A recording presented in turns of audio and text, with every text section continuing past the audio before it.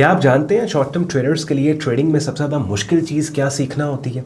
यानी वो चीज़ के जिसको मास्टर करने में उन्हें सबसे ज़्यादा टाइम लगता है। नहीं, सिग्नल की बात नहीं कर रहा मैं, मुझे पता है पहली सोच आपके माइंड में यही आई होगी कि ऑन भाई ट्रेड सिग्नल्स की बात कर रहे हैं कि एक ट्रेडर को एक टाइम लग जाता है काफ़ी ज़्यादा खुद को उस जगह पे लेके आते आते जहाँ पे वो अपने सिग्नल्स को जनरेट करना स्टार्ट करे। देखो, बिगिनर लेवल बेसिक लेवल पे भी अगर आपको चार्टिंग या ट्रेडिंग या मार्केट्स का पता है ना, तो आप एटलीस्ट इस काबिल हो जाते हो कि ट्रेड्स पे आप प्राइस प्रोडिक्शन कर पाओ। बिकॉज प्राइस चार्ट के ऊपर मार्केट कंडीशंस और मार्केट के ट्रेंड्स को हाईलाइट करना ये कोई रॉकेट साइंस नहीं है। बेसिक लेवल पे भी अगर आपको ट्रेडिंग या चार्टिंग का पता है तो आप ये काम करना स्टार्ट कर देते हो। वो चीज़ के जो सबसे ज़्यादा मुश्किल होती है एक ट्रेडर के लिए मास्टर करना, वो है एग्जिट्स, यानी ट्रेड्स के एग्जिट्स।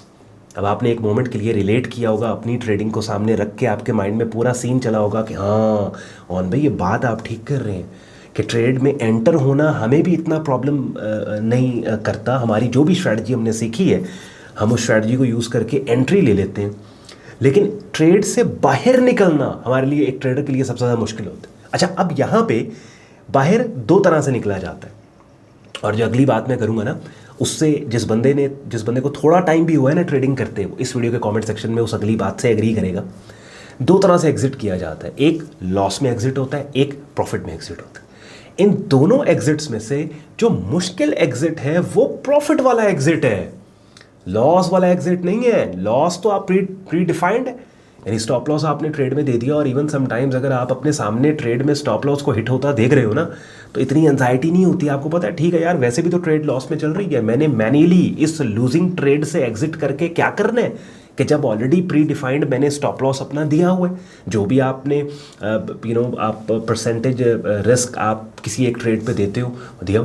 प्रॉफिटेबल ट्रेड से एग्जिट करना बड़ा मुश्किल होता है, बिकॉज लेट्स से अगर आपने $100 एक ट्रेड में रिस्क दिया और आपका टेक प्रॉफिट टारगेट $300 का है, एंड आई नो आपके साथ ये होता है कि अगर वो ट्रेड 150 या $100 या $200 का प्रॉफिट आपको दिखा रही है जो कि अनरियलाइज्ड प्रॉफिट है, एंजाइटी होने लग जाती है। एंजाइटी होने लग जाती है कि यार पता नहीं क्या होगा कि ये मेरी ट्रेड जो अभी मुझे $200 या $150 का प्रॉफिट दिखा रही है, मैं अगर यहाँ पे मैन्युअल एग्जिट ना लूँ, हो सकता है ये लॉस में चली जाए। हाँ, या हो सकता है उस प्रॉफिटेबल ट्रेड जो अनरियलाइज्ड प्रॉफिट जो आपको दिखा रही उससे पहले 2 लॉसेस आपको हुए हुए, और तीसरा हो अगर आप सोचते हो यार ये जो अभी थोड़ा बहुत प्रॉफिट आ रहा है अगर ये ट्रेड लॉस में चली गई तो हैट्रिक हो जाएगी लॉसेस की, या उस ट्रेड को लेने से पहले प्रॉफिटेबल ट्रेड आपने लिया और आपने जो पैसा बनाया आप सोच रहे हो यार जो बनाया इस नई ट्रेड के अंदर सारा गवा दूंगा।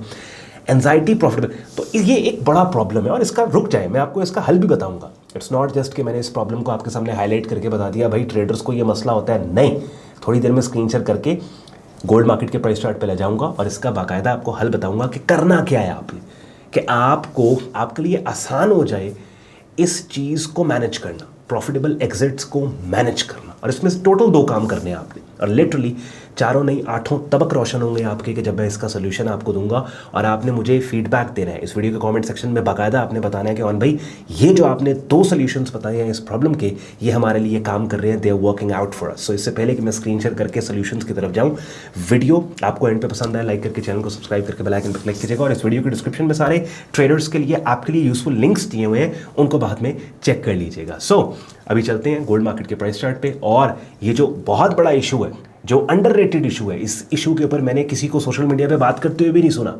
इसका 2 चीज़ें हैं जो आपने आज से करनी है, और आप देखेंगे कि आपको ये जो एग्जिट्स और प्रॉफिटेबल ट्रेड्स में एग्जिट्स लेने का इशू है ये आपको नहीं होगा। चलिए सबसे पहले गोल्ड मार्केट का आप लोग आवरली चार्ट टाइम फ्रेम देख रहे हैं। यहाँ पे वो जो 2 सोल्यूशंस मैंने आपको बताने हैं, वो बताने से पहले मैं एक बार आपको बताऊं कि सही तरीके से अगर आपने लेट्स सपोज अगर एमएससी मार्केट को एग्जांपल रख लेते हैं, अगर आपने अपने एग्जिट्स को मैनेज किया होता, जो आपने बाय साइड पे ट्रेंड और मोमेंटम की डायरेक्शन में ट्रेड्स ली थी, तो लिटरली आपने 2025 के जो अपने प्रॉफिट टारगेट्स थे ना, जो परसेंटेज रिटर्न टारगेट्स थे अपने ट्रेड अकाउंट के, वो इस गोल्ड की बुलिश मूव से बना लिए होते।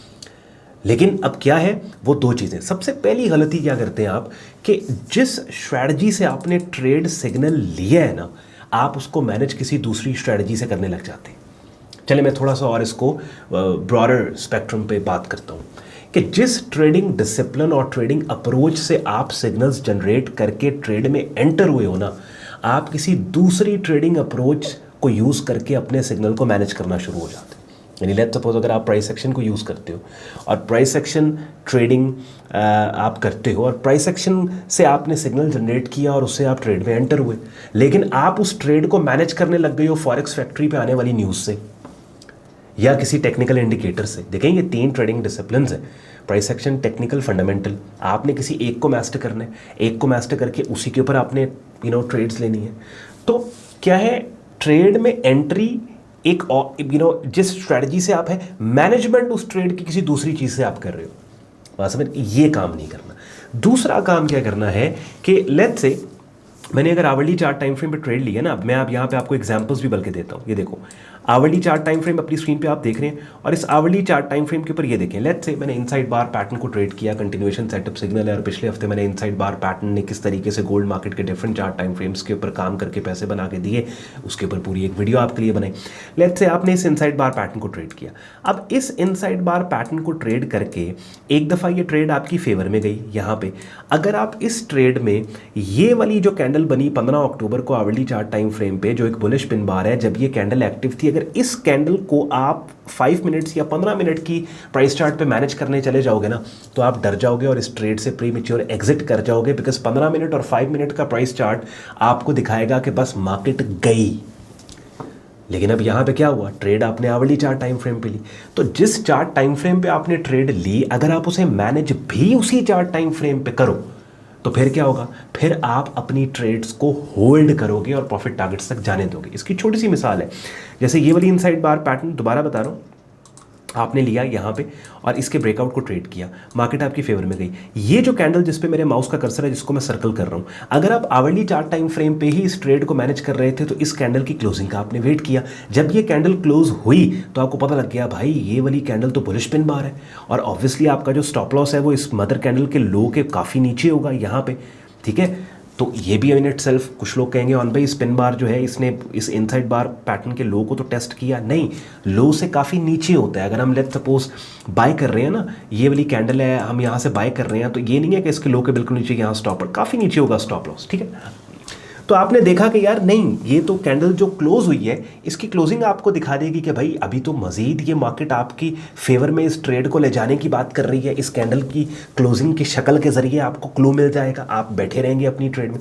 लेकिन अगर इस कैंडल को आप 5 मिनट 15 मिनट पे मैनेज देखोगे तो वो तो पूरे का पूरा आपको एक नया ही बेरिश ट्रेंड दिखा देगा, आपको आप ट्रेड से बाहर निकल।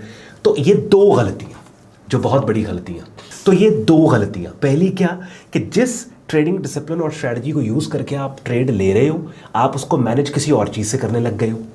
दूसरी गलती क्या कि जिस चार्ट टाइम फ्रेम पे आपने ट्रेड ली है, आप उस ट्रेड को मैनेज उससे छोटे टाइम फ्रेम के ऊपर करना शुरू हो गए हो, कि जिसकी वजह से क्या होता है कि आप होल्ड नहीं कर पाते अपनी ट्रेड्स को। और जब आप होल्ड नहीं कर पाते तो क्या होगा कि एक पॉजिटिव प्रोपोजिशन, एक पॉजिटिव ट्रेडिंग मॉडल के अंदर आप नहीं बैठे हुए। बात समझ रहे हैं? यानी लेट्स से अगर आपका रिस्क टू रिवॉर्ड नेगेटिव है, जब आप लूज़ कर $100 आप लूज़ करते हैं, जब प्रॉफिट बनाते हैं तो 100 बनाते हैं या 150 बनाते हैं या 50 बनाते हैं। So the formula to success is in trading कि आपने लूज़ किया 100, जब प्रॉफिट बनाया आपने 400 बनाया, जब आपने लूज़ किया 50, जब प्रॉफिट बनाया तो आपने 200 बनाया। So your profits they are suppose to be always bigger than your losses. That is the only way to make money in trading and to actually stay profitable, you know। तो I hope कि ये, अब मैं आपके feedback का wait करूँगा and I am sure कि ये 2 ऐसी चीज़ें हैं जो तकरीबन हर नया बंदा करता है और स्टार्ट में करता ही करता है, ठीक है। और आपने रिकॉल किया होगा, और ये एक प्रॉब्लम, एक इशू ना सिर्फ मैंने हाईलाइट किया इस वीडियो के अंदर बल्कि इसका सोल्यूशन भी आपको दिया। वीडियो पसंद आई हो लाइक करके चैनल को सब्सक्राइब करके बेल आइकन पर क्लिक कीजिएगा। जैसे मैंने कहा वीडियो के डिस्क्रिप्शन में काफ़ी यूजफुल लिंक्स है, उन्हें चेक कर लीजिएगा। इजाज़त दें, बाय बाय।